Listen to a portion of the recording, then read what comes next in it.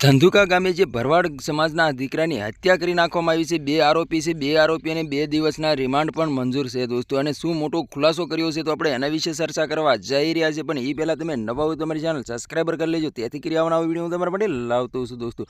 તો દોસ્તો તમને ખબર હતી કે બાઇક ઓવરટેક કરવાના મામલે બોલાચાલી થઈ હતી, ત્યાર પછી સરી વડે ઘા કર્યા હતા અને જાનથી મારી નાખવામાં આવ્યા હતા દોસ્તો। અને ભરવાડ સમાજના લોકો મેદાનની અંદર ઉતરી ગયા હતા દોસ્તો, અને દુકાનો પણ સળગાવી દેવામાં આવી હતી દોસ્તો। ત્યાર પછી ઘણા બધા ક્લિપો અને વિડીયો સામે મળી રહ્યા છે દોસ્તો। અને ભરવાડ સમાજના દીકરાને જે મારનાર હતા, 2 વ્યક્તિને ધરપકડ કરી લેવામાં આવી હતી અને ખુલ્લેઆમ સરઘસ પણ કાઢવામાં આવ્યું હતું। જ્યાં જગ્યાએ હત્યા કરી નાખવામાં આવી હતી ત્યાં લોકોને લઈ જવામાં પણ આવ્યા હતા દોસ્તો। અને ભરવાડ સમાજ એટલું બધું ગુસ્સે થયું છે કે વાત જ ના પૂછો દોસ્તો। ભરવાડ સમાજનું એવું કહેવું છે કે 2 થી 3 વર્ષે આવી ઘટના ઘટતી હોય છે અને ટાર્ગેટ કરીને અમારા લોકોને મારે છે આ લોકો। હાલ અત્યારે ઘણી બધી ક્લિપો અને વિડીયો સામે મળી રહ્યા છે દોસ્તો। અને એક મુસ્લિમ સમાજની પણ એક ક્લિપ સોશિયલ મીડિયા પર ખૂબ જ વાયરલ થઈ રહી છે।